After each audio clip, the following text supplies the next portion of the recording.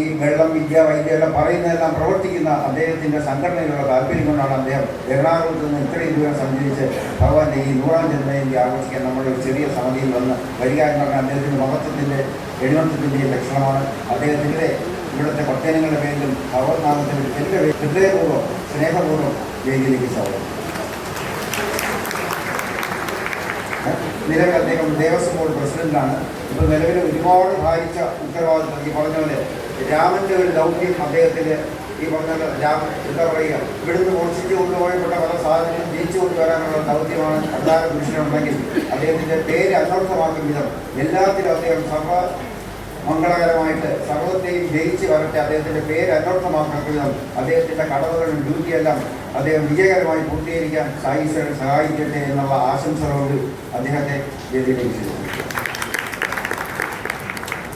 അടുത്തായിട്ട് ശ്രീ ജ്യോതിരാജ് IAS അവരാണ്. അദ്ദേഹം അടിയന്തരമായിട്ട് പുട്ടപർത്തിയിൽ പോയിട്ടുണ്ട്. മെനഞ്ഞാന്ന് NG ശ്രീകുമാറിൻ്റെ പരിപാടിക്ക് അദ്ദേഹം വന്നിട്ട് പറഞ്ഞു അത് ഞാൻ പ്രത്യേകിച്ച് വോയിസ് മെസ്സേജ് അയക്കാനാണ് വിചാരിച്ചത്. എൻ്റെ വോയിസ് മെസ്സേജ് ഞാൻ മെനഞ്ഞാന്ന് ഇവിടെ തന്നുകൊണ്ട് പ്രത്യേകിച്ച് അതിന് പ്രസക്തി ഇല്ലാത്തതുകൊണ്ട് അദ്ദേഹം അത് തന്നിട്ടില്ല.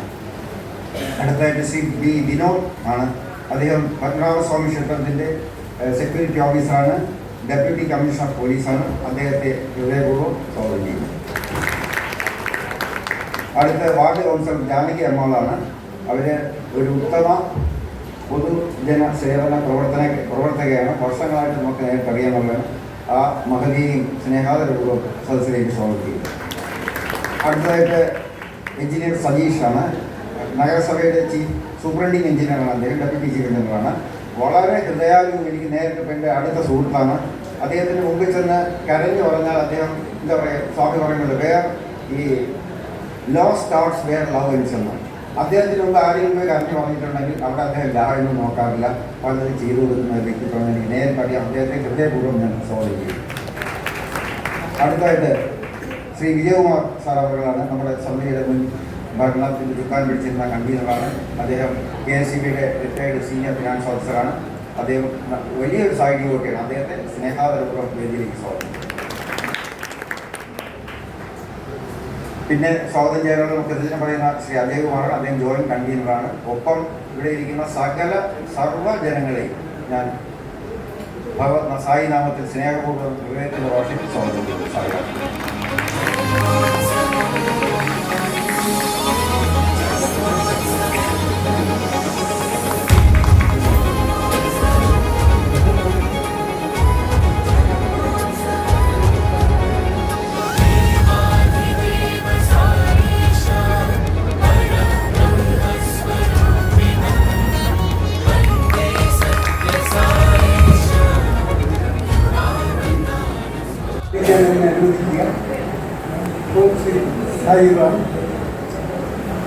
ഭഗവാന്റെ 100ാം ജന്മദിനത്തിൽ പങ്കെടുക്കാൻ കഴിഞ്ഞ് നമ്മളെല്ലാം ഭാഗ്യവാന്മാരും ഭാഗ്യവതികളുമാക്കിയിട്ടുണ്ട്. കാരണം ക്ഷണിക്കപ്പെട്ട ആളുകൾക്കൊക്കെ അത് സാധ്യമാകുമെന്നുള്ളതാണ് എല്ലാവരുടെയും അനുഭവം ഇതുവരെയുള്ളത്. ഈ സുദിനം സമുചിതമായി ആഘോഷിക്കാൻ തീരുമാനിച്ച ഫോർട്ട് സായി സമിതിയെയും അതിൽ ചുക്കാൻ പിടിച്ച മനുഷ്യസ്നേഹിയായ ശ്രീകുമാരൻ തമ്പിയെയും താൽക്കാലിക അനാരോഗ്യം വകവയ്ക്കാതെ എറണാകുളത്ത് നിന്നും ഈ യോഗത്തിൽ പങ്കെടുക്കാൻ മാത്രമായി വന്നെത്തിയ ബഹുമാനപ്പെട്ട ഹൈക്കോടതി ജഡ്ജി ശ്രീ മുരളി പുരുഷോത്തമൻ അവരുടെയും അതുപോലെ തന്നെ ശ്രീ ജയകുമാർ വേദിയോഗത്തെ എല്ലാ വ്യക്തികളെയും അഭിനന്ദിക്കാൻ ഈ സന്ദർഭം ഉപയോഗപ്പെടുത്തട്ടെ. ഭഗവാൻ സത്യസായി ബാബയ്ക്ക് ന്യായാധിപന്മാരോട് ഒരിറ്റധികം സ്നേഹം ഉണ്ടായിരുന്നു. കേരള ഹൈക്കോടതി ജഡ്ജി പദവി അലങ്കരിച്ച ജസ്റ്റിസ് ശ്രീധരൻ ഇവരെല്ലാം അദ്ദേഹത്തെ കൂടെ പുട്ടപർത്തിയിലെത്തി സന്ദർശിച്ചിരുന്നവരായിരുന്നു. ഇതിന് സംശയത്തോടെ ബാബയുടെ പ്രവർത്തനങ്ങളെയും അത്ഭുത സിദ്ധികളെയും നോക്കിക്കണ്ട ജസ്റ്റിസ് BR കൃഷ്ണയ്യർ സ്വാമിയോട് അദ്ദേഹത്തെ പുട്ടപർത്തിയിലെത്തിച്ച് അനുഗ്രഹം നൽകി തിരിച്ചയക്കുകയാണ് ഉണ്ടായത്. സ്വപ്നത്തിലൂടെ ദർശനം നൽകി എന്നെയും അദ്ദേഹത്തോട് എത്തിച്ചു. സ്വകാര്യ സന്ദർശനങ്ങൾക്ക് പുറമെ അവിടെ നടന്ന നിയമ സംബന്ധിയായ ഒരു യോഗത്തിനും ക്ഷണിതാവായി അവിടെ പങ്കെടുക്കാൻ എനിക്ക് സന്ദർഭം ലഭിച്ചു. ഇന്നിവിടെ മുഖ്യാതിഥിയായി ഒരു ഹൈക്കോടതി ജഡ്ജിയെ വേണമെന്ന് പറഞ്ഞപ്പോൾ അത് ഒരു സായി ഭക്തൻ തന്നെ ആകണമെന്ന് എനിക്ക് തോന്നിച്ചതും ഭഗവാൻ തന്നെയായിരുന്നു. പിന്നെ അത് ആരാകണമെന്ന കാര്യത്തിൽ കൂടുതൽ ആലോചനകൾ വേണ്ടി വന്നില്ല. ഇന്ന് കേരള ഹൈക്കോടതിയിൽ ഭഗവത് ഭക്തി ഇതിലേറെയുള്ള ഒരു ജഡ്ജി വേറെയില്ല. ആ നിലയ്ക്ക് ഇന്നത്തെ മുഖ്യാതിഥിയെ തിരഞ്ഞെടുത്ത് ഇവിടെ എത്തിച്ചതും ഭഗവാൻ തന്നെയാണെന്ന് ഞാൻ വിശ്വസിക്കുന്നു. ആ പ്രക്രിയയിൽ ഭാഗഭാക്കാകാൻ എനിക്ക് സന്ദർഭം നൽകിയതിന് ഭഗവാനോട് എനിക്ക് കടപ്പാടുണ്ട്. അതുപോലെ തന്നെയാണ് ശ്രീ കെ ജയകുമാർ അദ്ദേഹത്തിൻ്റെ ദൗത്യം, ഒരു ദൈവനിയോഗം, അയ്യപ്പൻ്റെ ദൈവനിയോഗമാണ് അദ്ദേഹത്തെ ഇപ്പോഴത്തെ ചുമതലയിൽ എത്തിച്ചത്. നമുക്ക് എല്ലാവർക്കും അറിയാം. ഞാനിതിൽ കൂടുതലൊന്നും പറയുന്നില്ല. ഏതായാലും വളരെ കഠിനമായ ഒരു വഴിയ പാതയാണ് അദ്ദേഹത്തിൻ്റെ മുമ്പിലുള്ളത്. അത് ഏറ്റവും ഭംഗിയായി നിർവഹിക്കാൻ ഭഗവാന്റെ അനുഗ്രഹം നമ്മൾ ഈ സമയത്ത് ഞാൻ കേൾക്കുന്നു. ഒട്ടനവധി സമാനതകൾ ഇവരുടെ കാഴ്ചപ്പാടുകളിൽ കാണാൻ കഴിയും. സത്യം, അഹിംസ, മതനിരപേക്ഷത എന്നീ മൂല്യങ്ങൾ വെറും വാക്കുകളല്ല, മറിച്ച് ജീവിതത്തിൻ്റെ ഭാഗമാണെന്ന് ഇരുവരും നമുക്ക് കാണിച്ചു തന്നിട്ടുണ്ട്. ആദ്യമായി ഗാന്ധിജിയുടെ മതനിരപേക്ഷതയിലേക്ക് ഒന്ന് നോക്കാം. ഇന്ത്യ വിഭജനത്തിൻ്റെ മുറിവുകളിലേറ്റ് ചോര വാർന്നപ്പോൾ സമാധാനത്തിൻ്റെ സന്ദേശവുമായി ഗാന്ധിജി നവകാലിയിലൂടെ ചെരിപ്പിടാതെ നടന്നു. അന്ന് അദ്ദേഹത്തിൻ്റെ പ്രാർത്ഥനാ യോഗങ്ങളിൽ മുഴങ്ങിയത് ഗീതയും ഖുറാനും ബൈബിളും ചേർന്ന പ്രാർത്ഥനകളായിരുന്നു. എൻ്റെ മതം സത്യത്തിൻ്റെ മതമാണ്, അതിൽ എല്ലാ മതങ്ങളും ഉൾപ്പെടുന്നു എന്നായിരുന്നു ഗാന്ധിജിയുടെ നിലപാട്. വ്യത്യസ്ത മതസ്ഥർക്കിടയിൽ സ്നേഹത്തിൻ്റെ പാലം പണിയാനാണ് അദ്ദേഹം തൻ്റെ ജീവിതം ഒഴിഞ്ഞുവെച്ചത്. असतो मा सद्गमया तमसो मा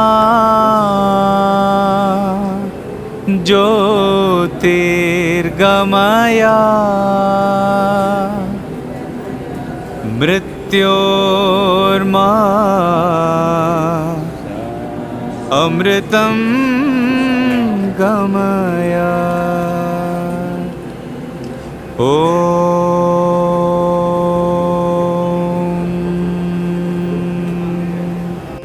शांति शांति शांति। Jayakumar Devaswom board president doctor Gopali, മറ്റ് വിശിഷ്ട വ്യക്തികൾ, സഹോദരി സഹോദരന്മാർ, എല്ലാവർക്കും നമസ്കാരം.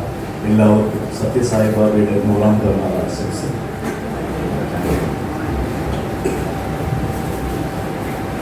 നമുക്ക് ഈ പ്രപഞ്ചം എന്ന വലിയ അത്ഭുതമാണ്. ഇതിൻ്റെ പ്രപഞ്ചത്തിൻ്റെ ഉത്ഭവം, അതിൻ്റെ നിലനിൽപ്പ്, ഇതെല്ലാം അത്ഭുതമുളവാക്കുന്നതാണ്. ഇത് നിയന്ത്രിക്കുന്ന ശക്തി ഏത്, അതിനെക്കുറിച്ച് മാത്രം ആർക്കും ഒരു തർക്കമില്ല. എന്തോ ഒരു ഇൻവിസിബിൾ സൂപ്പർ നാച്ചുറൽ പവർ.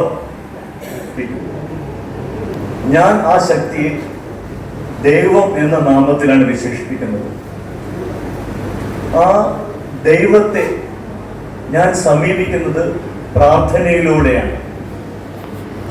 പ്രാർത്ഥനയ്ക്കായി ഞാൻ ആരാധനാലയങ്ങളിൽ പോകുന്നുണ്ട്. അപ്പോ എന്നെ സംബന്ധിച്ചിട്ട് ആ ശക്തി ദൈവമാണ്. ദൈവത്തെ എനിക്ക് ഡയറക്റ്റ് ആക്സസ് ഉണ്ട്.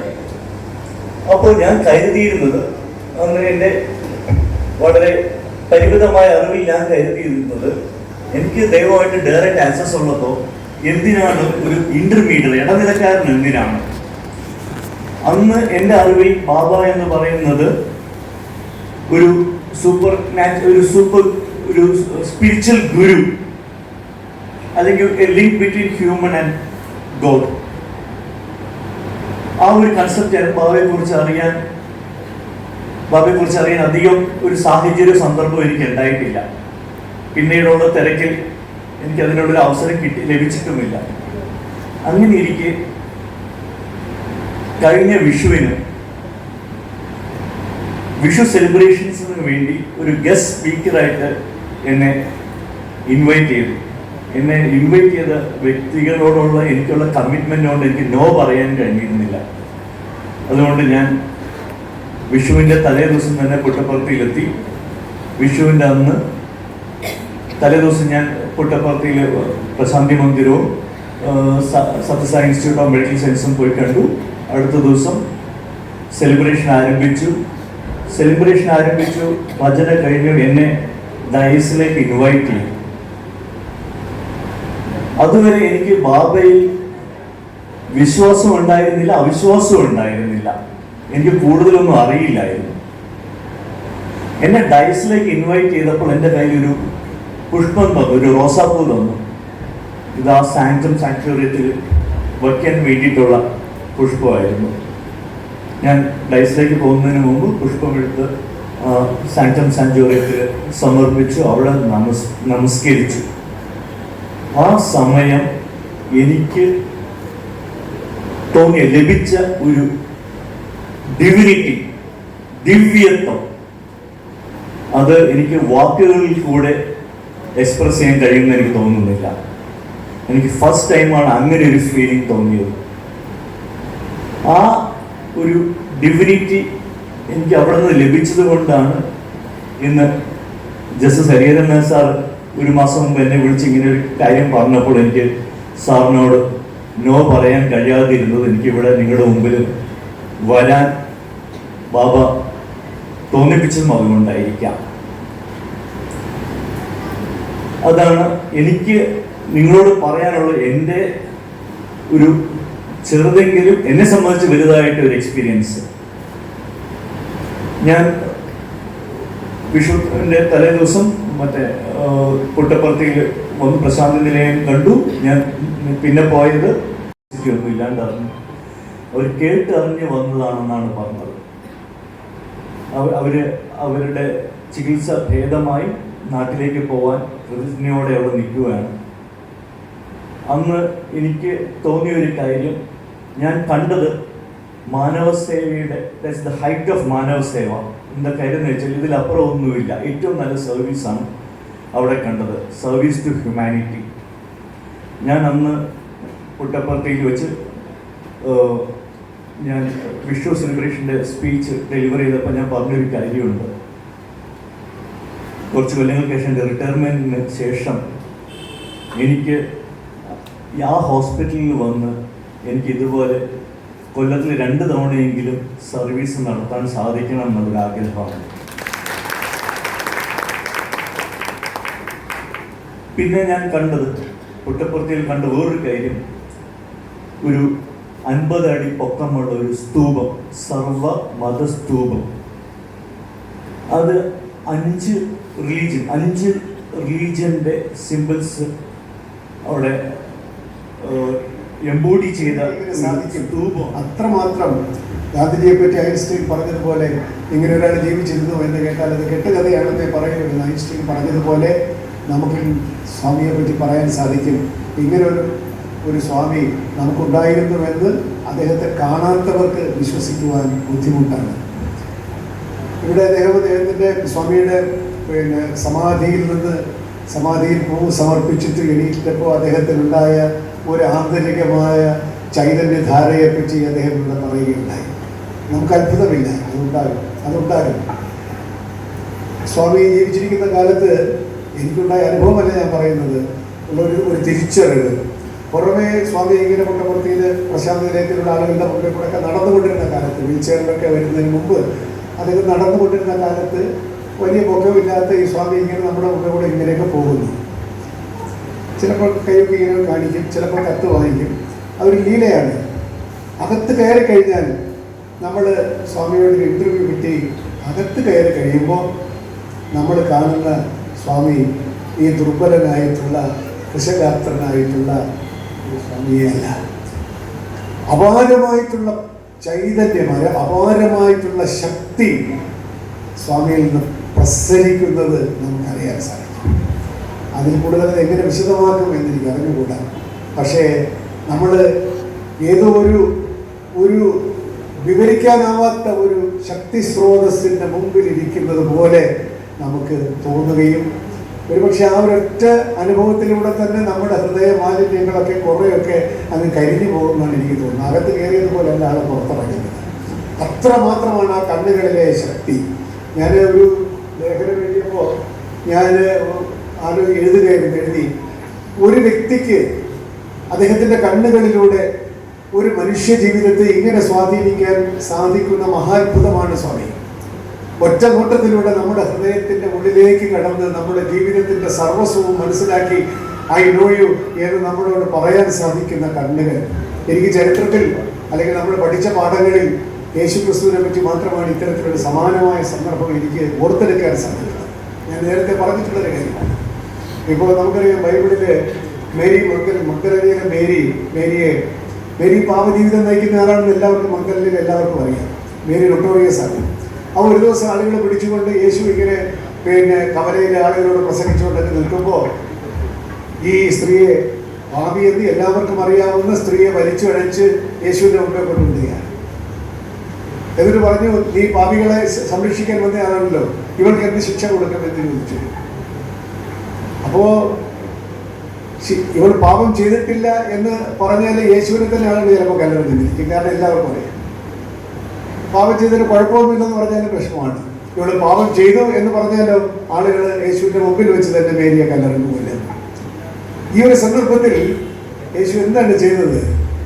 നിനക്ക് ഇവളെ ശിക്ഷിക്കാൻ വല്ല അവകാശവും ഉണ്ടോ എന്ന ചോദ്യത്തെ വളരെ മധുരമായിട്ട് നിന്നിൽ പാപം ചെയ്യാത്തവരുണ്ടെങ്കിൽ കല്ലെറിഞ്ഞോളൂ എന്ന് പറഞ്ഞതോടുകൂടി നമ്മളാണ് അങ്ങനെ പറഞ്ഞെങ്കിൽ അതൊക്കെ അവിടെ ഇരിക്കട്ടെ, ഞാൻ കല്ലെറി എന്ന് പറയും. പക്ഷേ ഈ പറഞ്ഞതിൻ്റെ ഒരു ഫോഴ്സ് ഉണ്ടല്ലോ, ആ ഒരു സ്പിരിച്വൽ ഫോഴ്സ്.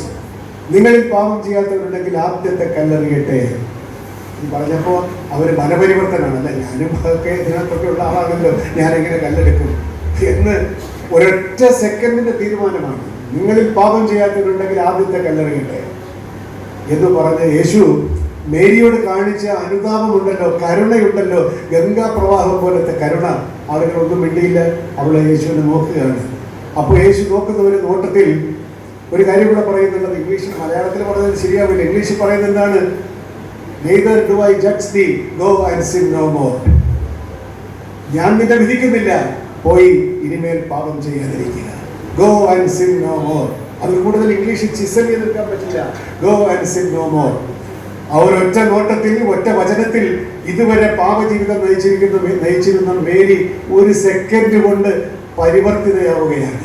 പിന്നെ ജീവിത അവസാനം വരെ യേശുവിൻ്റെ കുരിശുമരണം, ബോഡി താഴെ എടുക്കുന്നതെല്ലാം പൊട്ടൻഷ്യലാണ്. അതിൻ്റെ സാധ്യത മുഴുവൻ അതിൽ നിഹിതമാണ്. Every human soul is potential divine. കാരണം ഡിവിനിറ്റിയുടെ ഭാഗമാണ്, പൊട്ടൻഷ്യലാണ്. ആ പൊട്ടൻഷ്യൽ എന്ന് പറഞ്ഞ സാധ്യതയാണ്. ആ സാധ്യതയെ പരിപാലിച്ചെടുക്കുന്നത് എങ്ങനെ? Every human being is potentially divine. ആ പൊട്ടൻഷ്യാലിറ്റി പക്ഷേ പല അവസ്ഥയിലാണ് നമ്മൾ ഓരോരുത്തരും ഇരിക്കുന്നത്.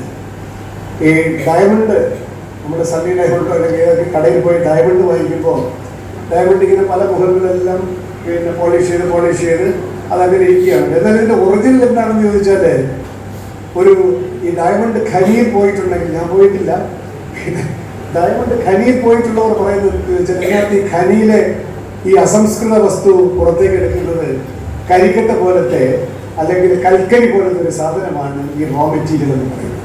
അതിനെ കട്ട് ചെയ്ത് കഷണമായി അതിനെ പോളിഷ് ചെയ്ത് വരുമ്പോൾ ഈ കൽക്കരി പോലെ ഇരുന്ന വസ്തു വജ്രമായി തിളങ്ങുന്ന ഒരു രൂപാന്തര പ്രാപ്തിയുണ്ട്. വാസ്തവത്തിൽ സ്വാമിയും യേശുവും ശ്രീബുദ്ധനും ഈ ലോകത്ത് അവതരിച്ചിട്ടുള്ള പരമകാരുണികന്മാരായിട്ടുള്ള മഹാത്മാക്കളെല്ലാം ചെയ്യുന്നത് every human being is potentially divine എന്ന് പറയുന്ന ആ തത്വത്തെ ഈ റോ മെറ്റീരിയൽ, ഈ അസംസ്കൃത വസ്തുവിൽ വിഹിതമായിരിക്കുന്ന ഈ ഡയമണ്ടിനെ പുറത്തു കൊണ്ടുവരാനുള്ള പ്രയത്നവും പ്രയാസവുമാണ് അവരനുഭവിച്ചിട്ടുള്ളത്. സാധനയാണത്, അവരുടെ ആത്മീയ സാധന. ഞാൻ ഇത്രയും വലിയൊരു സദസ്സിൽ ആദ്യമായാണ് അഭിസംബോധന ചെയ്യുന്നത്. കായിക്കര കുമാരനാശാന്റെ ജന്മദേശത്താണ് ജനനം. ജന്മദിന ആഘോഷങ്ങൾ അന്ന് എൻ്റെ ചെറുപ്പകാലത്തിൽ 7 ദിവസമാണ്. സാഹിത്യ സമ്മേളനങ്ങളാണ് മിക്കവാറും എല്ലാ ദിവസങ്ങളിലും ഉള്ളത്. കായിക്കര എന്ന് പറയുന്ന സ്ഥലത്തുള്ള സാഹിത്യ സമ്മേളനം എന്ന് പറഞ്ഞാൽ അന്ന് ജീവിച്ചിരുന്നതും ഇന്നും ഉള്ളതുമായ പല മഹത് വ്യക്തികളും പ്രസംഗത്തിലൂടെ നമ്മളെ ഉത്ബോധിച്ചുകൊണ്ടിരുന്ന ഒരു സ്ഥലമാണ്. ആ സ്ഥലത്ത് അഖിലാണ്ട മണ്ഡലം അണിയിച്ചൊരുക്കി എന്നുള്ള ഒരു ഗീതം പാടാനുള്ള സൗകര്യം 5 വയസ്സ് മുതൽ 6th വരെ എനിക്ക് കിട്ടിയിട്ടുണ്ട്. അപ്പോൾ എൻ ഗോപാലുള്ള സാറും അതുപോലെയുള്ള പ്രഗത്ഭരായ പല ആളുകളുടെയും പ്രഭാഷണങ്ങൾ കേട്ട് വളർന്ന ഞാൻ ഒരു നിരീശ്വരവാദിയല്ല. പക്ഷേ ഈശ്വരനെ അങ്ങനെ വലുതായി വിശ്വസിച്ച ആളുമല്ല. കാരണം ശ്രീനാരായണ ഗുരുദേവനെയും കുമാരനാശാരിയും പറ്റി പറഞ്ഞു കേട്ട് വളർന്ന ഒരാളാണ്. അത് മനസ്സിനകത്തുണ്ട്. നിരീശ്വരം എന്നുള്ള വാക്ക് എൻ്റെ മനസ്സിനകത്തില്ല. ഈശ്വരനും അങ്ങനെ വലുതായിട്ടില്ല. പഠനം കഴിഞ്ഞ് ഞാൻ 65-ൽ PSC പാസ്സായി. 64-ൽ കഴിഞ്ഞു. ഒരു കൊല്ലം ചെമ്പഴന്തി കോളേജിൽ ഒരു ഡെമോൺസ്ട്രേറ്ററായിട്ട് ജോലി ചെയ്തു. സുവോളജിയാണ് മെയിന്. അവിടെ എല്ലാ ദിവസവും വൈകിട്ട് ആ ആശ്രമത്തിൽ എത്തും. കാരണം അന്ന് അവിടെ കടകളൊന്നുമില്ല. ചെറിയ 2-3 പഴവും അരവണയും കിട്ടുമെന്നുള്ളതുകൊണ്ട് സ്വാമിയുമായിട്ട് നല്ലൊരു വാഗ്വാദം നടത്തും. മിക്കവാറും നമ്മൾ തമ്മിൽ അടിച്ചു വീഴും. അത് കഴിഞ്ഞ് 65-ൽ ഞാൻ MBBS-ന് അഡ്മിഷൻ കിട്ടുന്നു. പാസ്സായി കഴിഞ്ഞ ശേഷം 72-73 ഒരു ട്യൂട്ടറായിട്ട് മെഡിക്കൽ കോളേജിൽ ട്രിവാൻഡ്രത്ത് തന്നെ കയറുന്നു. അവിടെ വർക്ക് ചെയ്യുന്നു. അനസ്തീസിയ വിഭാഗമാണ്. അന്ന് ഞാൻ അത് സെലക്ട് ചെയ്തത് എന്തുവെന്ന് വെച്ചാൽ വീട്ടിൽ പ്രാക്ടീസ് ചെയ്യേണ്ടാത്ത ഒരു സ്ഥലം അനസ്തീസിയാണ്. കാരണം ആരും അനസ്തീസിയ വരണം എന്ന് പറയുന്നത് എൻ്റെ വീട്ടിൽ വരില്ല. സമാധാനം, സ്വസ്ഥം. എന്നെ ജോലി കഴിഞ്ഞാൽ എനിക്ക് സമാധാനമായിട്ടിരിക്കാം എന്ന് വിചാരിച്ചു. പക്ഷെ അത് തെറ്റായിരുന്നു. കാരണം അത്ര 24 മണിക്കൂർ ജോലി ചെയ്യേണ്ട ഒരു സ്ഥലമായിരുന്നു എന്നുള്ളത് പിന്നെ മനസ്സിലായി. പ്രാക്ടീസ് ചെയ്തിട്ടില്ല, പ്രൈവറ്റ് പ്രാക്ടീസ് ഇല്ല. അങ്ങനെ ഇരിക്കുമ്പോഴത്തേക്ക് എനിക്ക് പേഴ്സണലായ ഒരു പ്രോബ്ലം ഉണ്ടാകുന്നു. 1979-80 എനിക്കൊരു അബ്ഡമിനൽ പെയിനും അത് കഴിഞ്ഞ് അതിനൊരു ഓപ്പറേഷനും. അന്നത്തെ പ്രസിദ്ധരായ 2 ഡോക്ടേഴ്സ്, ഡോക്ടർ P.K.R. വാര്യർ, ചില ആളുകൾക്ക് മനസ്സിലാകും, ഡോക്ടർ P.K.R. വാര്യർ സാറും ഡോക്ടർ M. രാജനും കൂടെ അത് ഓപ്പൺ ചെയ്ത് അപ്പൻഡിസെക്ടമി ചെയ്യുന്നു. കുറച്ച് ദിവസം കഴിഞ്ഞ ശേഷം തന്നെ 5-6 മാസം കഴിഞ്ഞപ്പോൾ ഡോക്ടറെ എനിക്കറിയാം ഒരിക്കൽ തുറന്നാൽ അപകടമാണ്, ദൈവം തന്ന പെട്ടിയാണ്, പെട്ടി തുറന്നാൽ പിന്നെ എന്ത് സംഭവിക്കുമെന്ന് ആർക്കും അറിയില്ല, ദൈവത്തിനും അറിയില്ല, ഡോക്ടർക്കും അറിയില്ല. അത് എനിക്ക് സംഭവിക്കുന്നു. 1992 ഈ വയറിനകത്ത് ഇൻഡസ്ട്രിയിൽ തമ്മിൽ കുരുങ്ങി ഞാൻ അക്യൂട്ടായിട്ട് എന്നെ മെഡിക്കൽ കോളേജിൽ വീണ്ടും അഡ്മിറ്റ് ചെയ്യുന്നു. ഒരു ഓപ്പറേഷൻ വേണ്ടി വന്നു. ഇമ്മീഡിയറ്റ് ആയിട്ട് തുറന്ന് നോക്കുമ്പോൾ ഇൻഡസ്ട്രിയിലെ ഒരു ഭാഗം, ഞാൻ വളരെ ചുരുക്കി പറയുകയാണ്, ആളുകളെ ആരെയും ബോറടിക്കണമെന്ന് എനിക്ക് ആഗ്രഹമില്ല. അത് ഓപ്പറേഷൻ ചെയ്ത് അത്രയും ഭാഗം വെട്ടിക്കളയുന്നു, കൂട്ടിത്തയ്ക്കുന്നു. ഞാൻ അടുത്ത ദിവസം എഴുന്നേൽക്കുന്നു, നടക്കുന്നു. 3-ാമത്തെ ദിവസം വയറ് വീണ്ടും വെട്ടി പോലെയാകുന്നു. താഴേക്ക് പോകുന്നുമില്ല, മരം പോകുന്നതുമില്ല, മുകളിലോട്ട് ഛർദ്ദിലുമുണ്ട്. വീണ്ടും തുറന്ന് കാണുമ്പോൾ ഈ കെട്ടിവെച്ച ഭാഗത്തിൻ്റെ 2 ഭാഗവും ചെറിയ ഇൻഡസ്ട്രീൻ്റെ, നമ്മൾ പഠിച്ചിട്ടുണ്ട് 10-22 അടി നീളമുണ്ടെന്ന്. എത്ര അടിയെന്ന് ഇതുവരെയും എൻ്റെ പ്രൊഫസേഴ്സ് ആരും തന്നെ എൻ്റെ അടുത്ത് പറഞ്ഞിട്ടില്ല. അത്രയും ബ്ലാക്കായി, അതായത് ബ്ലഡ് സപ്ലൈ ഇല്ല. അപ്പോൾ തുറന്നിട്ട് അടയ്ക്കാനും വയ്യ, തുറന്ന് ഇരിക്കാനും ഒക്കത്തില്ല. അങ്ങനെയുള്ള സ്റ്റേജിൽ വന്ന് മുറിച്ച് മാറ്റിയാൽ ഞാൻ മരിക്കും, തീർച്ചയാണ്. മുറിക്കാതിരുന്നാൽ മരിക്കും, ഇതേ ഉള്ളൂ. അപ്പോൾ ഇത് ഏത് സംഭവിക്കണമെന്ന് ഭാര്യയെടുത്തും കൂടെ വിളിച്ച് ചോദിക്കുന്നു. സാറിൻ്റെ ഇഷ്ടം പോലെ ചെയ്യുന്ന ഡോക്ടർ P.A. തോമസ് സർജനാണ്. ഇന്നും അദ്ദേഹം ജീവിച്ചിരിക്കുന്നുണ്ട്. അവർ ഇത് വെളിയിൽ കുറച്ച് ഭാഗം വെളിയിലെടുത്ത് വെച്ചുകൊണ്ട് കടയടച്ചു. പ്രാർത്ഥിക്കാൻ പറഞ്ഞു. പ്രാർത്ഥിച്ചു. കുറച്ച് ദിവസം കഴിഞ്ഞ് എങ്ങനെയോ അതിൽ നിന്ന് ഞാൻ രക്ഷപ്പെടുന്നു. എങ്ങനെയോ എന്ന് പറഞ്ഞാൽ ഗാംഗ്രീനസ് പാർട്ട് വീണ്ടും വരുന്നത് ഒരു അത്ഭുതമാണ്. അവിടെയോ എനിക്കെന്തോ ഉണ്ട് എന്ന് ഞാൻ കരുതുന്നില്ല. ബാക്കിയുള്ള 16 ദിവസം ഞാൻ അബോധാവസ്ഥയിലായിരുന്നു. എനിക്കൊന്നും അറിയില്ല. എൻ്റെ ബെഡ്സോർ, അതായത് മുഴുവൻ പൊള്ളി അടന്നു. ഫ്രണ്ടിൽ തുറന്നു വെച്ചിരിക്കുന്ന ഇൻഡസ്ട്രി. ഇതെല്ലാം കഴിഞ്ഞ് 46 ദിവസം കഴിഞ്ഞ് എന്നെ ഡിസ്ചാർജ് ചെയ്ത് ഞാൻ പോകുന്നു. പക്ഷേ ഇതിൻ്റെ ഇടയിൽ എൻ്റെ മനസ്സിനകത്ത് ഒരു കാര്യം സംഭവിക്കുന്നു. അതെനിക്ക് മനസ്സിലുണ്ട്. അതായത് എല്ലാവരും ഒക്കെ വായിച്ചു കാണും, നിയർ ഡെത്ത് എക്സ്പീരിയൻസ്. ഈ സമയത്ത് എപ്പോഴും ഞാൻ എൻ്റെ ബോഡിയിൽ നിന്നും വിട്ടുപോകുന്നതായിട്ട് ഒരു ഷേപ്പ്ലെസ് ഒന്നുമില്ലാത്ത ഒരു രൂപവുമില്ല, കിടന്നു പോകുന്നു. ഞാൻ മുകളിലോട്ട് പോകുമ്പോൾ അറിയില്ലാത്തവരാണ്. ഡോക്ടർ അക്ബർ എന്നൊരു ഫ്രണ്ട് ഉണ്ടായിരുന്നു, ഈസ്നോമോ സർജനാണ്. അവരെല്ലാം അടുത്ത് നിന്ന് എൻ്റെ ബോഡിയുടെ അടുത്ത് നിന്ന് നോക്കുന്നുണ്ട്. എക്സ്റേ ഒക്കെ എടുത്ത് നോക്കിയിട്ട് അവൻ്റെ അന്ത്യകുദാശ ചെയ്യുകയായിരിക്കുമെന്ന് ഞാനും വിചാരിക്കാം. മുകളിലോട്ട് പോയി ഞാൻ ഈ മുകളിൽ നിന്നുകൊണ്ട് താഴോട്ട് ഇത് കാണുന്നുണ്ട്.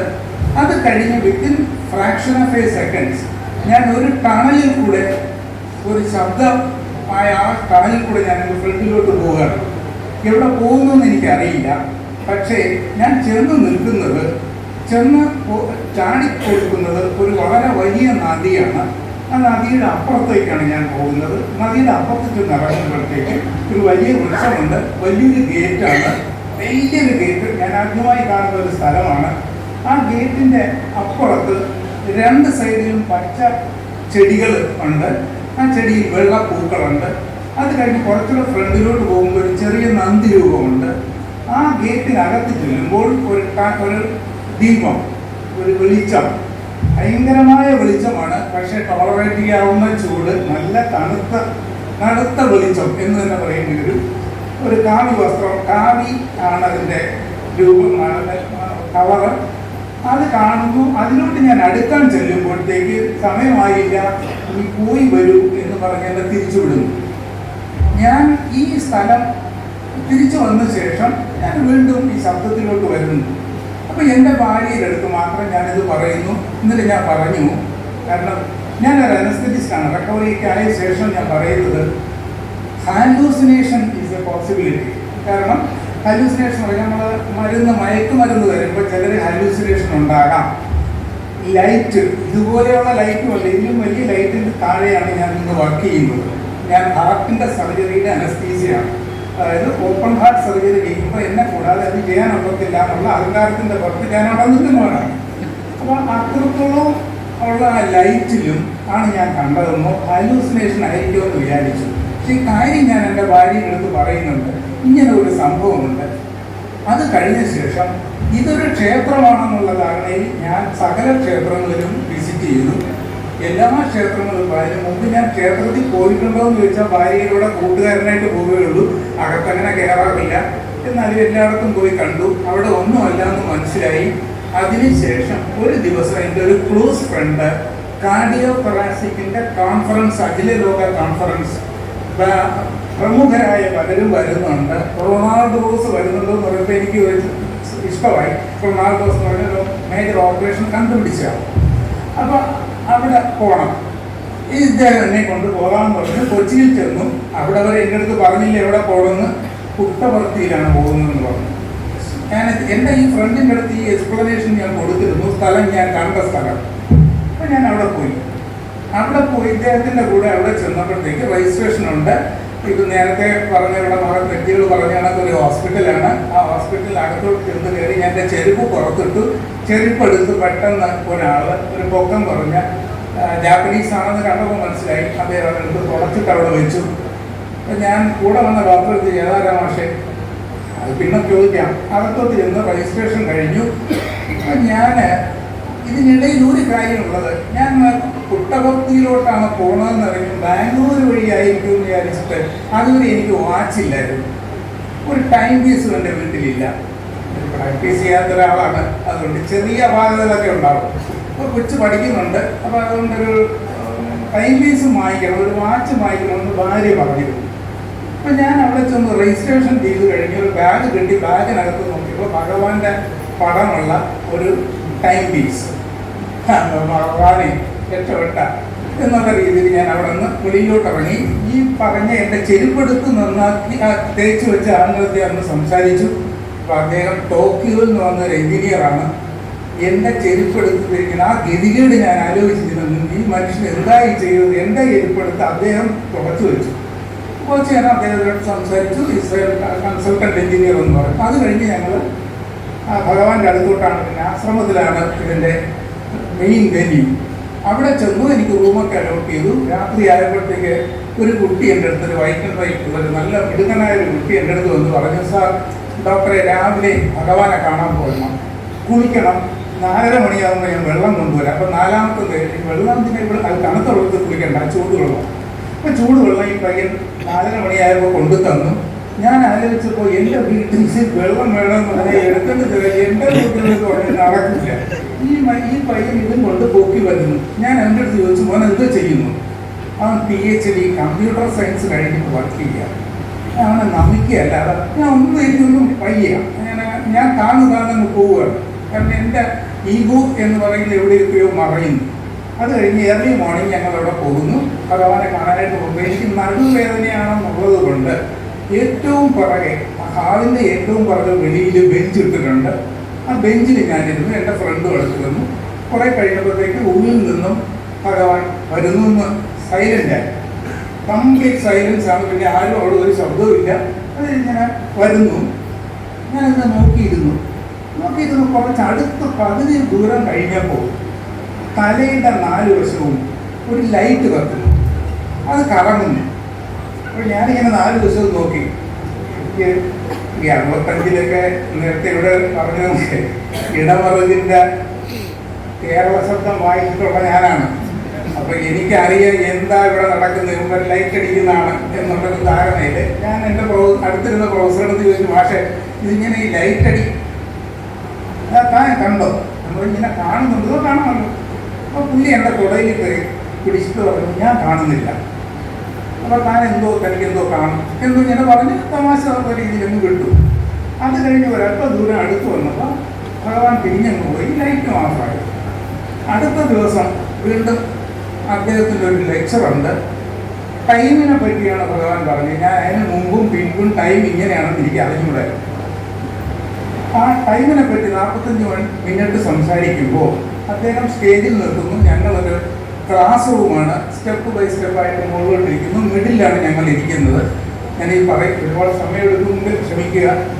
അത് ഞാനിങ്ങനെ നോക്കുമ്പോൾ ഭഗവാന്റെ മുഖം മാത്രം എനിക്ക് കാണാം, പക്ഷെ കാണുന്ന അത്ര ശരിയല്ല. അപ്പം ഞാൻ എൻ്റെ തലയൊന്ന് 2 പ്രാവശ്യം ഒന്ന് അടിച്ചു നോക്കി, കണ്ണാടി എടുത്തു നോക്കി. കാണുന്നത് എന്തെന്ന് വെച്ചാൽ തല ഒരു നരസിംഹ രൂപം. അപ്പം ഞാൻ വെച്ച് മുടി ഇങ്ങനെ കിടക്കുന്നത് കൊണ്ട് എല്ലാം കൂടെ കണ്ട് എനിക്ക് വട്ട് പിടിച്ച ലക്ഷണമാണ്. അതുകൊണ്ട് ഞാനിങ്ങനെ നോക്കി വീണ്ടും കുറച്ച് നേരം ഇരുന്നപ്പോൾ അതങ്ങനെ തന്നെ റോറിങ്ങാണ് പറയുന്നത്. അങ്ങ് നീണ്ടു പോയി ബ്ലാക്ക് ഹോളിനെ പറ്റിയൊക്കെയാണ് നമ്മളടുത്ത് സംസാരിക്കുന്നത്. ഞാനിതെല്ലാം കേട്ടിങ്ങനെ ഇരുന്നു. അത് കഴിഞ്ഞ് ഭഗവാൻ ഇറങ്ങി ഈ സ്റ്റെപ്പ് കയറി തിരിച്ചു വന്ന് എല്ലാവർക്കും മുട്ടായി ഇടുന്ന കണക്ക് ഞങ്ങൾക്കൊക്കെ ഓരോ മുട്ടായി നിന്ന് ഭഗവാൻ പോകുന്നു. അടുത്ത ദിവസം വീണ്ടും ഞങ്ങളെ 6 മണിക്ക് ഞങ്ങളുടെ ഡോക്ടേഴ്സിനെ മാത്രമായിട്ട് വിളിക്കുന്നു. എനിക്ക് അന്ന് ഈ ടോക്കൺ കിട്ടിയത് ഏറ്റവും മുമ്പിലാണ്, ഏറ്റവും ഫ്രണ്ടിൽ 3 കളം, 3ാമത്തെ കളത്തിലാണ് ഞാൻ ഇരിക്കുന്ന മധ്യഭാഗത്താണ്. ഈ കാലത്തെ തുടങ്ങി ഇങ്ങനെ നടന്നു വന്ന് അടുത്ത് വരും തോറും എനിക്ക് മനസ്സിലാക്കി നമ്മളടുത്തൊന്നും വരില്ല. കാരണം തൊട്ടടുത്ത് ഒറ്റ കസേരയിൽ ഒരാളിട്ടുണ്ട്. അത് ഡോക്ടർ സുബ്രഹ്മണ്യാണ്. അദ്ദേഹം USA നിന്നാണ്, ഏറ്റവും വലിയ സർജനാണ്. ഒരു വശം തളർന്നു പോയിട്ടുണ്ട്. മദ്രാസിയാണ്, ചെന്നൈയിലുള്ള ആളായിരുന്നു. അദ്ദേഹം അവിടെ നിന്ന് വന്ന് ഭഗവാനെ കാണാൻ വന്നതാണ്. ഭഗവാൻ അടുത്ത് ചെന്ന് എന്തോ കയ്യിൽ കൊടുത്തു. അത് കഴിഞ്ഞ് തൊട്ട് അടുത്ത് പോകുമ്പോഴേ വേറൊരാൾ പറയും, പ്രമുഖനായ ഒരാളുണ്ട്, മന്ത്രി അന്തുലെ ഇരിക്കുന്നു. നാച്ചുറലി അവരുടെ അടുത്തൊക്കെ പോകുന്ന ഭഗവാൻ നമ്മളെ കാണില്ലല്ലോ വെച്ച് കുനിഞ്ഞിരുന്ന് ഇങ്ങനെ പ്രാർത്ഥിച്ചുകൊണ്ടേയിരുന്നു. ഒരല്പം കഴിഞ്ഞപ്പോൾ ഈ വൈറ്റൻ പൈക്കിട്ട ഒരാൾ തന്നെ ഫ്രണ്ടിൽ നിന്ന് ഷൂ എന്ന് വയ്ക്കുന്നു. അപ്പോൾ ഞാൻ കണ്ണു തുറന്ന് നോക്കുമ്പോൾ ഇങ്ങനെ കാണിച്ചു. ഞാൻ വിചാരിച്ചു പുറന്നോട്ട് മാറാൻ പറഞ്ഞായിരിക്കും, ഇനി എന്നെ പുറകെ വിടാനായിരിക്കും. ഞാൻ എഴുന്നേറ്റ് ഇങ്ങനെ മുറ്റി ഇരിക്കുന്ന ഞാൻ ഒന്ന് പുറന്നോട്ടൊന്ന് മാറി ഇരുന്നതും ഏതൊരാളിൻ്റെ കാലിലാണ് ഇരുന്നതെന്ന് മനസ്സിലായി. ഞാൻ ചാടി തിരിഞ്ഞു നോക്കിയപ്പോൾ ഭഗവാന്റെ കാലിലാണ് ഇരുന്നത്. പിന്നെ എന്ത് ചെയ്യണമെന്ന് അറിയാൻ വയ്യ. സത്യം പറഞ്ഞാൽ ഞാൻ കരഞ്ഞു. ഞാൻ ചാടി എഴുന്നേറ്റ് തിരിഞ്ഞ് പാദത്തിൽ പിടിച്ചു. ഇത്രയും സ്പോഞ്ചായ ഒരു സാധനത്തിൽ ഞാൻ പിടിച്ചിട്ടില്ല. ഇപ്പോഴും ഞാൻ പറയുന്നു, ഞാൻ പിടിച്ചിട്ടില്ല. തൊട്ടു. അത് കഴിഞ്ഞിട്ട് ഞാൻ ഇങ്ങനെ 3 കഴിഞ്ഞപ്പോൾ ഈ വാച്ച് എൻ്റെ കയ്യിലോട്ട് ഞാൻ അന്നും അവരെൻ്റെ കയ്യിൽ ഇതുണ്ട്. വാച്ച് ഇട്ട് കഴിഞ്ഞ ശേഷം വാച്ച് ഒരു കവറിനകത്താണ്. വാച്ചാണെന്ന് എനിക്കറിയില്ല. ഞാൻ അതെടുത്ത് പാക്കറ്റിലിട്ട് തിരിച്ചു കൊണ്ട് കൈ ഇങ്ങനെ വെച്ച് പോയി. അത് കഴിഞ്ഞ് ഞാൻ തിരിച്ചിറങ്ങി കഴിയുമ്പോഴത്തേക്ക് ഗേറ്റിൻ്റെ അവിടെ വെച്ച് ഒരാളെന്നെ പരിചയപ്പെടുന്നു. ജസ്റ്റിസ് ശ്രീധരൻ എന്നാണ് അദ്ദേഹത്തിൻ്റെ പേര്. അദ്ദേഹത്തിന് എനിക്കറിയാം. അദ്ദേഹത്തിൻ്റെ സിസ്റ്റർ എൻ്റെ ടീച്ചറാണ്, സരസ്വതി ടീച്ചർ, പട്ടാവതി ദേവി സരസ്വതി എന്ന് പറയും. അപ്പോൾ ഇദ്ദേഹം എന്നോട് പറഞ്ഞു, നിങ്ങൾ ആരാണ്? ഇംഗ്ലീഷിലാണ് ചോദിക്കുന്നത്. ഞാൻ പറയും, സാർ എനിക്ക് സാറിനെ അറിയാം, ഞാൻ ട്രിവാൻഡ്രത്തുകാരൻ തന്നെയാണ്, ദേവി സരസ്വതി മാഡത്തിൻ്റെ സ്റ്റുഡൻ്റാണ്. അത് നിങ്ങളുടെ കയ്യിൽ എന്താ തന്നെ? സാറേ ഞാൻ എടുത്തില്ല. ഞാൻ അവിടെ എൻ്റെ പാക്കറ്റിൽ നിന്ന് വലിച്ചെടുത്തു. പറഞ്ഞു തുറന്നു നോക്കിയപ്പോൾ വാച്ചാണ്. ഞാൻ സ്തബ്ധനായി. കാരണം ഒരു ടൈം പീസും ഒരു വാച്ചും ഭാര്യ പറഞ്ഞേക്കാണ്. ഈ രണ്ട് സാധനം എൻ്റെ കയ്യിൽ. അപ്പം നീ അവിശ്വാസിയാണോ വിശ്വാസിയാണോ ഞാൻ എന്ത് ചെയ്യണമെന്ന് എനിക്ക് അറിയാൻ പറ്റും.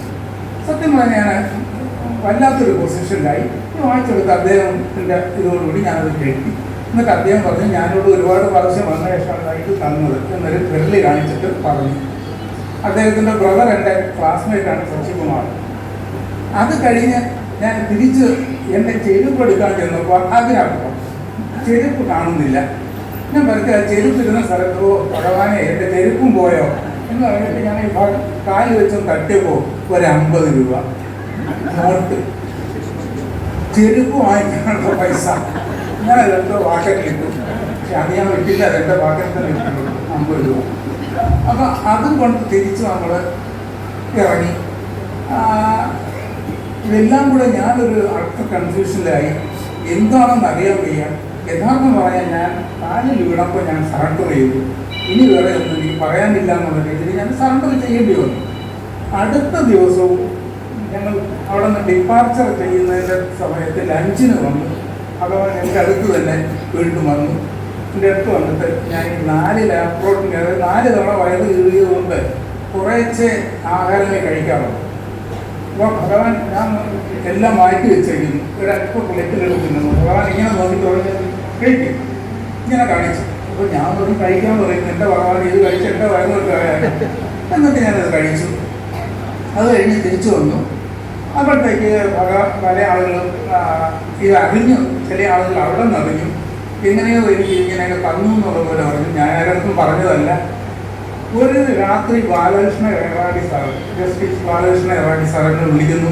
ഒരു 10:30 മണിയാവും. ഞാൻ ബാലകൃഷ്ണ ഏറാടി കേസിൽ കുടുങ്ങിയ പ്രശ്നമാണ്. ഞങ്ങൾ ഇവിടെ ഒരു സമിതിയുണ്ട്, പേട്ടയിലാണ് അതിൻ്റെ ഒരു മീറ്റിംഗ് ഉണ്ട്, അവിടെ വരണം. ഡോക്ടർക്ക് സംഭവിച്ച അന്ന് കാര്യം ഞങ്ങളടുത്ത് പറയണം. അങ്ങനെയാണ് ഞാൻ ആദ്യമായ ഒരു സ്ഥലത്ത് പോയി പറഞ്ഞു. പിന്നെ പല ആൾക്കും ഇങ്ങനെ പറഞ്ഞു. അങ്ങനെ 2-3 ആഴ്ച കഴിഞ്ഞപ്പോൾ ഒരു ദിവസം തിയേറ്ററിൽ നിൽക്കുമ്പോൾ പെട്ടെന്ന് ഭാര്യ എന്നെ അംഗം വിട്ട് വിളിക്കുന്നു, ചേട്ടാ ഓടി വാ, ഇവിടെ ഒരാൾ വന്നിരുന്നു. ഞങ്ങൾ ഒത്തിരി വെള്ളം വേണമെന്ന് പറഞ്ഞ് ചോദിച്ച് വെള്ളം കൊടുക്കാൻ ചെന്നപ്പോൾ ആൾ പോയി. ഞാൻ ചെന്തു പറ്റി. ഞാൻ ഉടനെ തന്നെ ഓടി. കാറുകളെടുത്ത് ഞാൻ വീട്ടിൽ വന്ന് പ്രശാന്തകളിലാണ് ഓടി. അകത്ത് കയറി നോക്കുമ്പോൾ നല്ല മണം. സുന്ദരമായ പുട്ടവർത്തിയിൽ ഞാൻ അനുഭവിച്ച അതേ മണം. ഞാൻ ഇവിടെ അയച്ചിട്ട് എന്തു പറ്റി? അത് ഒരാൾ ഏപ്രണിൻ്റെ തലയിൽ കെട്ടുകൊണ്ട് ഏപ്രനുണ്ട്.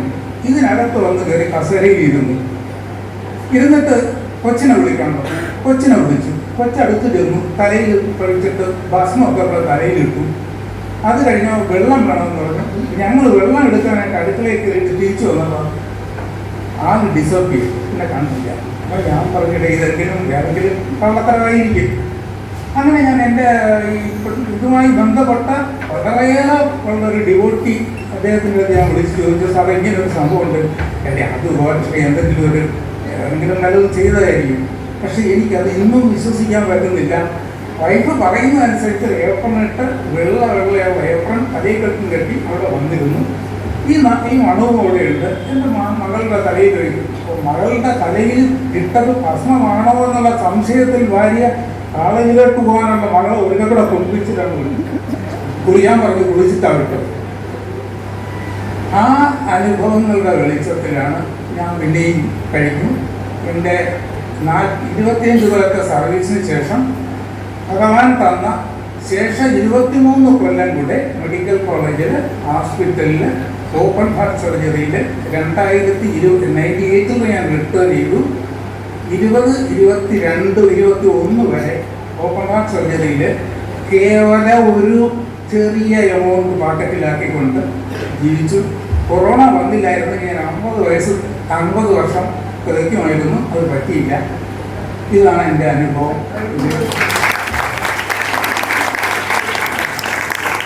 ഇപ്പോൾ ഇവിടെ വരുന്നു എന്ന് അറിഞ്ഞപ്പോൾ പല കൂട്ടുകാരും പറഞ്ഞതാണ് നമുക്ക് ChatGPT-യിലോ ഇത് നോക്കിയിട്ട് നമ്മൾ പ്രസംഗം തയ്യാറാക്കണം, എന്തെങ്കിലും ഒരു 10 മിനിറ്റ് പറയണം. പക്ഷേ എനിക്ക് എൻ്റെ സ്വാർത്ഥമുണ്ട്. ഞാൻ അങ്ങനെ ഒരു പ്രസംഗം നടത്താനുള്ള സാഹസത്തിനല്ല മുതിർന്നത്. നിങ്ങളുടെ കൂട്ടത്തിൽ ഒരു കൂട്ടം മനുഷ്യ സ്ത്രീകളുടെ കൂട്ടത്തിൽ ഈ ഒരു പോസിറ്റീവ് എനർജിയിൽ നിന്ന് കുറച്ചെങ്കിലും എനിക്കൊന്ന് പ്രയോജനപ്പെട്ട ഉള്ളൊരാഗ്രഹങ്ങളൊക്കെ കൊണ്ടാണ് ഞാൻ വന്നത്. കാരണം ഞാൻ ഈ പറയുന്ന പോലെ ഇപ്പോഴും ഒരു ഉദ്യോഗസ്ഥൻ മാത്രമാണ്. ഉദ്യോഗസ്ഥൻ എന്ന് വെച്ച് കഴിഞ്ഞാൽ നമുക്ക് കിട്ടിയ ഒരു അവസരം, ഈ ഒരു നമ്മുടെ ഈ ജന്മം, അത് ആരുടെയൊക്കെയോ ഭാഗ്യമുണ്ട്, എങ്ങനെയൊക്കെയോ.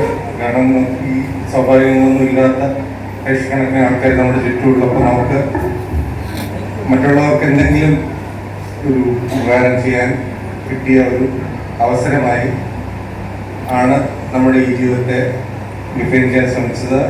ഒരു ദിവസം അറ്റ്ലീസ്റ്റ് ഒരാളുടെ എങ്കിലും ഒരു മുഖത്ത് ചിരി വരുത്താൻ നമുക്ക് കഴിഞ്ഞാൽ, നല്ല ജീവിതത്തിൽ ഒരു മുഴുവൻ വരുത്താൻ കഴിഞ്ഞാൽ അതൊരു വലിയ കാര്യമായി കാണുകയാണ്. അപ്പോൾ ഇത്തരം പ്രിൻസിപ്പിൾസ്, ഇത്തരം കാര്യങ്ങൾ പറയാനും പ്രാക്ടീസ് ചെയ്യാനും ശ്രമിക്കുന്ന ഒരു കൂട്ടം ആൾക്കാരുടെ കൂട്ടത്തിൽ അരമണിക്കൂർ ഇരിക്കുമ്പോൾ അതിൽ നിന്ന് കിട്ടുന്ന ഒരു പോസിറ്റീവ് അല്ലെങ്കിൽ ഒരു മൊബൈലിലേക്ക് മാത്രം ശ്രദ്ധ കേന്ദ്രീകരിക്കുന്ന ഒരു കാലത്ത്, നമ്മുടെ ചുറ്റും എന്താണ് സംഭവിക്കുന്നതെന്ന് അറിയാത്തൊരു കാലത്ത് ബാക്കിയുള്ളവരെ സ്നേഹിക്കാനും അടുത്തൊരു ജനറേഷനെ കൂടെ ഈ ഒരു നല്ല പാതയിലേക്ക് നടത്താനുള്ള ഒരു ഉത്തരവാദിത്തം കാണിക്കുന്ന ഈ ഒരു കൂട്ടം ആൾക്കാരുടെ ഇടയിൽ വരാനാണ്.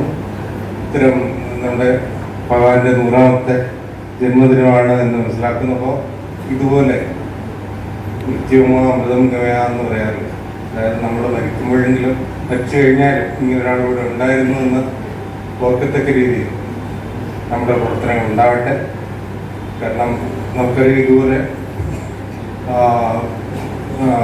സർ പറഞ്ഞ പോലെ യേശുവിൻ്റെ കാലത്തായാലും യേശു ശ്രീനാരായണ ഗുരു എന്നൊക്കെ പറയുന്ന പോലെ നമുക്ക് പാവങ്ങളുടെ കാര്യത്തിൽ നമുക്ക് എന്ത് ചെയ്യാൻ കഴിയും. നമ്മൾ മരിച്ചു കഴിഞ്ഞാൽ നമുക്ക് അതിലൂടെ അമരത്വം കൈവരിക്കാൻ നമുക്കെല്ലാം കഴിയട്ടെ എന്ന് മാത്രം പ്രാർത്ഥിച്ചുകൊണ്ട് നിങ്ങളുടെ കൂട്ടത്തിൽ ഇരിക്കാൻ ഒരവസരം തന്ന ഇതിൻ്റെ പാരവകളോട് നന്ദി പറഞ്ഞുകൊണ്ട് ഭഗവാൻ 100ാം ജന്മദിന ആഘോഷം ഇവിടെ അവസാനിക്കുന്ന ഈ സമയത്ത് നിങ്ങളോട് ഇരിക്കാൻ കഴിഞ്ഞാൽ ഒരിക്കലും കൂടി സന്തോഷം പ്രകടിപ്പിച്ചുകൊണ്ട് എല്ലാവിധ ആശംസകളും നേർന്നു നിർത്തുന്നു. ജയകുമാർ സാറ് അദ്ദേഹത്തിൻ്റെ സംഭാഷണത്തിൽ പറഞ്ഞു, സായി ഡിവോട്ടീസ് എല്ലാം ഭഗവാനെ കാണാൻ സാധിച്ചിട്ടുള്ളവരുടെ എല്ലാവരും മഹാഫോർച്യുനേറ്റാണ്. ഇപ്പോൾ നമ്മൾ ഫോർച്യുനേറ്റാണ് എന്ന് മനസ്സിലാക്കണമെങ്കിൽ നമുക്ക് വേറെ ഒരു വ്യക്തിയുമായിട്ട് കമ്പയർ ചെയ്യുമ്പോൾ നമ്മൾ ഫോർച്യുനേറ്റ്. ഇപ്പോൾ മധ്യപ്രദേശിലുള്ള ഇൻഡോറിൽ ഒരു മണ്ടേല എന്നൊരു വ്യക്തിയുണ്ട്. ഉണ്ടാക്കിയാൽ അങ്ങനെ വീടിനടുത്ത് എൻ്റെ ഒരു സൗകര്യം ഉണ്ടാക്കി. ആദ്യം കുറച്ച് ഡിവോട്ടീസുകൾ വരാറുണ്ടായി. കുറച്ച് ദിവസം കഴിഞ്ഞപ്പോൾ എല്ലാ വ്യാഴാഴ്ചകളും നോക്കിയപ്പോൾ ഞാനിവിടെ അടുത്ത് താമസിക്കുന്ന ആളുകൾ വല്ലവരുടെ ദൂരം നിൽക്കുന്ന ആളുകൾ ഇതെങ്ങനെയാണ് വരുന്നത് എന്ന് അവരോട് അന്വേഷിച്ചു. ഇത്രയും വലിയ പ്രചാരം കിട്ടാനുള്ള സാധ്യതയില്ലാത്ത സ്ഥലത്ത് എങ്ങനെയാണ്. അപ്പോൾ അവർ പറഞ്ഞു, ഇങ്ങനെ ഇൻഡോർ സ്റ്റേഷനിൽ, റെയിൽവേ സ്റ്റേഷനിൽ ഒരു യോഗിയുണ്ട്. അപ്പോൾ ആളുകളോട് നിങ്ങൾ ഇന്ന സ്ഥലത്ത് പോകണം, അവിടെ പ്രാർത്ഥന നിങ്ങൾ അറ്റൻഡ് ചെയ്യണം എന്ന് പറയും. അങ്ങനെയാണ് ഞാൻ പറയുന്നത്.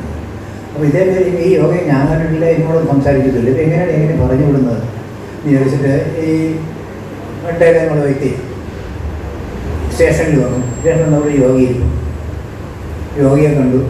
അദ്ദേഹത്തിന് പാദം നമസ്കരിക്കാൻ ചെന്നപ്പോൾ യോഗി കാല് വലിച്ചിട്ട് എന്നെ നമസ്കരിക്കാൻ സാധ്യമല്ല. അപ്പോൾ എന്താ സംസ്കരിക്കുന്നത്? അത് 2 കാര്യങ്ങളാണ്. കാര്യം ഞാൻ പറയാം. ഇവിടെ 2 കാര്യം. ഒന്ന്, എൻ്റെ കാലിൽ നിങ്ങൾ നമസ്കരിക്കാൻ പാടില്ല. രണ്ടാമത്തെ കാര്യം, നിങ്ങളുടെ കാലിൽ ഞാൻ പാദനമസ്കാരം എടുക്കും. അങ്ങനെയാണെങ്കിൽ സമ്മതിച്ച് ഞാൻ എന്തുകൊണ്ട് എന്നെ നമസ്കരിക്കാൻ സാധ്യമല്ല എന്ന് പറയുന്നത്. അപ്പോൾ ചേച്ചി എന്നാൽ താങ്കൾ പറയുന്ന കണ്ടീഷൻ ഞാൻ അംഗീകരിക്കും താങ്കൾ പറയാം. അദ്ദേഹം പറഞ്ഞത്, ഞാൻ ഒരു 7 വയസ്സുണ്ടായ സമയത്ത് നമ്മൾ ഈ ഹരിദ്വാറിൽ പോയി ഋഷികേശിൽ പോയി കഴിഞ്ഞാൽ നമുക്ക് എല്ലാവർക്കും കാണാം ഡിവൈൻ ലൈഫ് സൊസൈറ്റി സ്വാമി ശിവാനന്ദ ആശ്രമമാണ്. 7 വയസ്സായപ്പോൾ ഞാൻ ആശ്രമം 1960-ലാണ് എന്ന് തോന്നുന്നു. ഒരു വളരെ മുടിയൊക്കെ വളർത്തിയിട്ട് ഒരാൾ, ഒരു തേജസ്വിയായ ഒരു പുരുഷൻ ആശ്രമത്തിൽ. അപ്പോൾ ഞങ്ങളുടെ സ്വാമി എന്ന് പറഞ്ഞാൽ അന്നൊരു വലിയ ഇലയുള്ള സ്വാമിയാണ്, വലിയ നിലയുള്ള സ്വാമി. ഇദ്ദേഹത്തിന് ചെന്ന് വലിയ ആദരവൊന്നും സ്വീകരിക്കുകയും അദ്ദേഹത്തിന് പ്രായം കൊണ്ട് ഇദ്ദേഹം ഈ തേജസ്വിയായ പുരുഷൻ പ്രായം കൊണ്ട് വളരെ ഞങ്ങളുടെ സ്വാമി വളരെ കൂടുതൽ ആദരവ് വർഷങ്ങൾ വലുത് കഴിഞ്ഞു. പിന്നെ ശിവാനന്ദ ആശ്രമത്തിൽ സ്വാമി എന്നെ ഹിമാലയത്തിൽ ധ്യാനത്തിന് വേണ്ടി പറഞ്ഞു. അങ്ങനെ ഞാൻ ഗുഹയിൽ കഴിയുകയായിരുന്നു. അപ്പോൾ ധ്യാനം ചെയ്യും. ഇപ്പോൾ ധ്യാന സമയത്ത് പലപ്പോഴും ഈ എനിക്ക് ഒരാൾ വന്നൊരു ഡയറക്ഷൻ തരും, വളരെ തേജസ്വിയായ ഒരാൾ വന്ന് തരാം. ഇതാരാണെന്ന് എനിക്കറിയില്ലായിരുന്നു. അങ്ങനെ അവസാനം ഞാൻ ധ്യാനത്തിൽ തന്നെ അദ്ദേഹത്തിനോട് ചോദിച്ചത് ആരാണ്. ഞാൻ പറഞ്ഞു, അന്ന് നീ ചെറിയ കുട്ടിയായ സമയത്ത് തേജസ്വിയായ പുരുഷൻ എൻ്റെ ഗുരുനാഥൻ്റെ അടുത്ത് വന്നിട്ടുണ്ടായിരുന്നല്ലോ, ആ ആളാണ് ഞാൻ. അപ്പോൾ ഇദ്ദേഹത്തിനെ കണ്ടിട്ടില്ല, പക്ഷേ പലപ്പോഴും ധ്യാനത്തിൽ സംശയങ്ങൾ അദ്ദേഹം നിരീക്ഷിച്ചിട്ടുണ്ട്. പിന്നെ കുറച്ചു കാലം കഴിഞ്ഞപ്പോൾ ഇയാൾ ഈ ഋഷിയേശ്വരടുത്തുള്ള താഴെയാണ്, ഹിമാലയത്തിന് താഴെ ഋഷിയേശ്വര സാധനങ്ങൾ വാങ്ങാനായിട്ട് ഈ സ്വാമിജിക്ക് വന്നു. കടയിൽ സാധനങ്ങളൊക്കെ വാങ്ങിച്ചു നോക്കി, പൂജാ സാധനങ്ങൾ ലഭിക്കുന്ന കടയിൽ ഇങ്ങനെ ഒരു മുടി വളർത്തിയ കാരണം കണ്ടി പറഞ്ഞു. അപ്പോൾ എൻ്റെ ധ്യാന സമയത്ത് വരുന്ന ആളുകളാണെന്ന് മനസ്സിലായി. അപ്പോൾ കടക്കാരനെ വിളിച്ചു,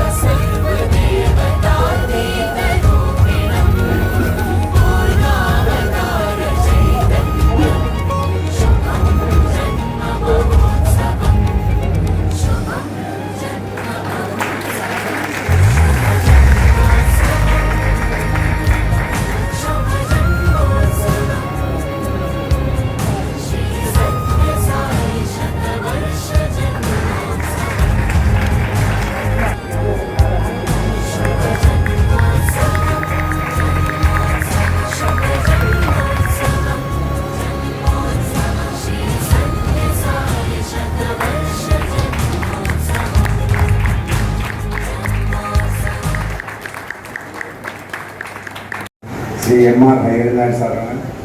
കാരണം സാറിന് ഈ വർഷം നമുക്ക് ഒരുപാട് സമയം നമ്മൾക്ക് വേണ്ടി സമയം ചെലവഴിച്ചു. കാരണം സാറിന് ഒരു പ്രത്യേകം നന്ദി അർപ്പിക്കുന്നു. ഫോട്ടോ സമിതിയുടെ പേരിൽ എൻ്റെ പേരിലുള്ള സഹായമാക്കി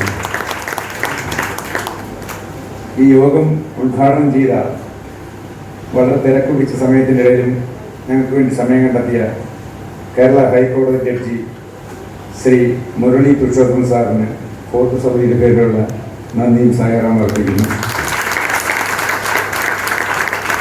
മുഖ്യ പ്രഭാഷണം നടത്തിയ ശ്രീ ജയകുമാർ സാറിപ്പോൾ ദേവസ്വം ബോർഡിൻ്റെ പ്രസിഡൻ്റാണ്.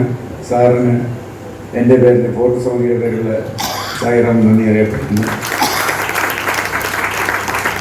ശ്രീ ജ്യോതിരാജ് സാറ് ഇവിടെ എത്തിയിട്ടില്ല. സാറിൻ്റെ ശബ്ദ സന്ദേശം നൽകാമെന്ന് അറിയിച്ചിരുന്നു. സാറും മെനഞ്ഞാന്നിവിടെ ഉള്ളത് കൊണ്ട് ആ ശബ്ദ സന്ദേശം ഉണ്ടാകില്ല. സാറിനും ഫോട്ടോ സമിതിയുടെ പേരിലുള്ള നന്ദി അറിയിക്കുന്നു. അതുപോലെ തന്നെ ഇവിടെ എത്താമെന്ന് അറിയിച്ചിരുന്ന D Vinod, deputy commissioner police സാറിനും ശ്രീമതി വാർഡ് കൗൺസിലർ ശ്രീമതി ജാനകി അമ്മാളിനും ഫോട്ടോ സമിതിയുടെ പേരിലുള്ള നന്ദിയും സഹകരണം അർപ്പിക്കുന്നു.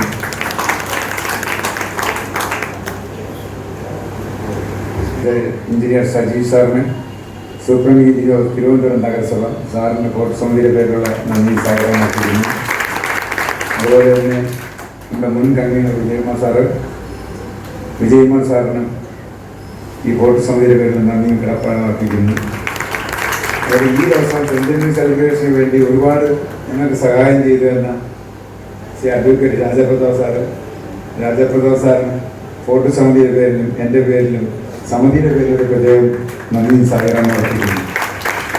അതിനാൽ ഇവിടെ കൂടി രാവിലെ മുതൽ 5 മണി മുതൽ ഇന്ന് രാവിലെ 5 മണി മുതൽ നഗരസങ്കീർത്തനം മുതൽ എല്ലാ ഇവിടെ വന്നിരിക്കുന്ന സായി കുടുംബാംഗങ്ങളെ നിങ്ങൾ ഓരോരുത്തർക്കും വോട്ട് സമിതിയുടെ പേരിൽ നന്ദിയും സായിറാം അർപ്പിക്കുന്നു.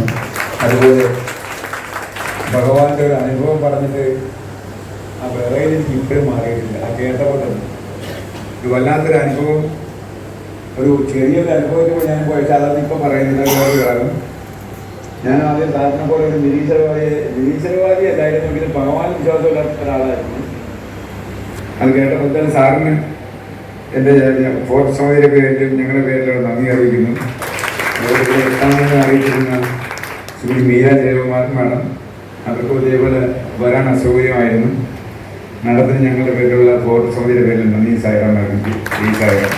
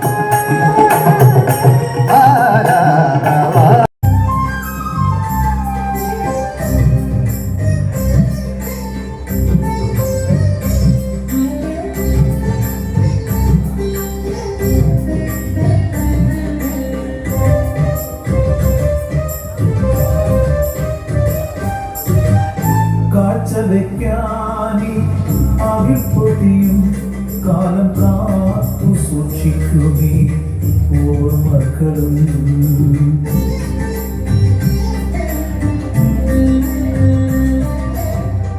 കാഴ്ച വെക്കാനി അവിപ്പൊടിയും കാലം കാത്തു സൂക്ഷിക്കുമേ ഓർമ്മകളും കീറക്കുടയും വടിയുമായി പൂരം തേടി വരും നോക്കുചേരം